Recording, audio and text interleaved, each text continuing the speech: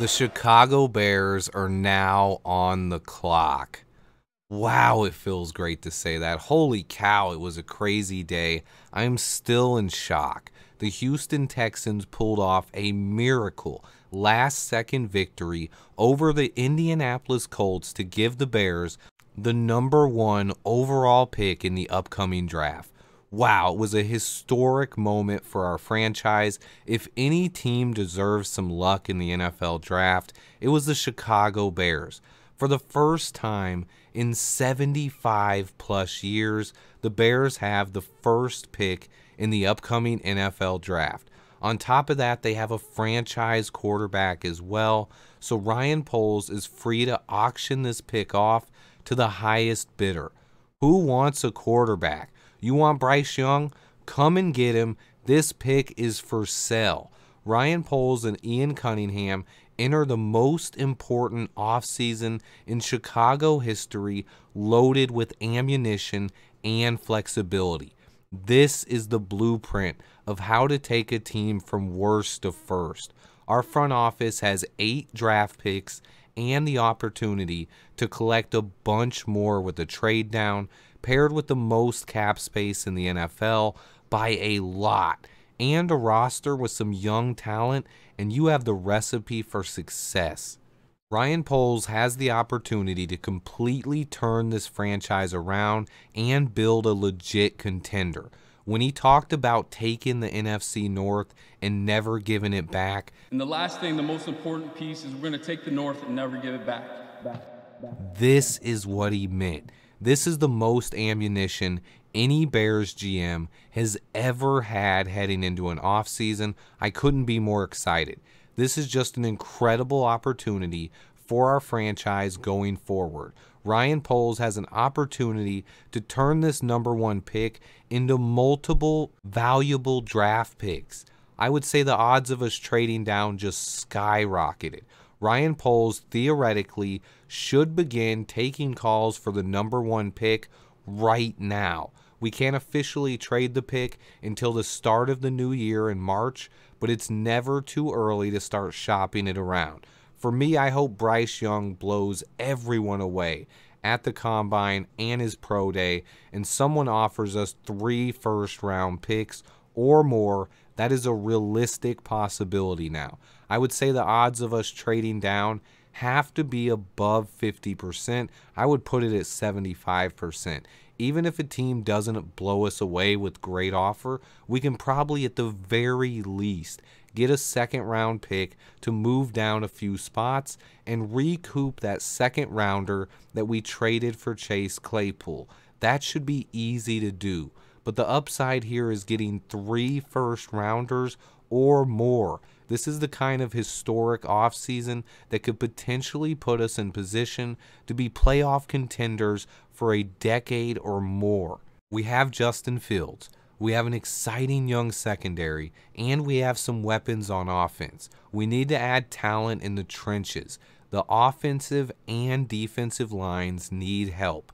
This team just has to be better there. And now Poles and Cunningham are armed with all the ammunition they need to surround Justin Fields with talent. That is what this entire offseason is about, surrounding Justin Fields with talent. Ignore anyone saying we are drafting a quarterback. We are not, at least not in the first 4 rounds. Taking a QB late might not be a bad idea.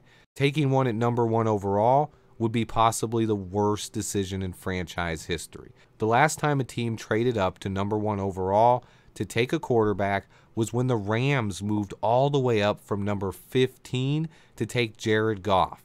The Titans got 2 first-round picks, 2 second-round picks, and 2 third-round picks. Just an insane haul of draft picks. I would be in heaven if Ryan Poles did something like that. The 49ers paid even more to come up to #3 to get Trey Lance. Ryan Poles needs to trade this pick, in my opinion. It can be a franchise-altering move, and we are in a perfect position for it. We have our quarterback. We have multiple holes on this roster, so a trade down just makes too much sense. It's also a good year for it. Bryce Young is a Heisman Trophy winning potential franchise quarterback. He's been rated near the top of a lot of draft boards all year long. He put a lot more great tape out there for the scouts, and it's likely that at least one team wants to trade up and try to get Bryce Young or potentially even CJ Stroud. But I'm hoping for a bidding war with multiple teams wanting to come up. A quick look on Tankathon here, and there's a few teams that might want to come up and get him.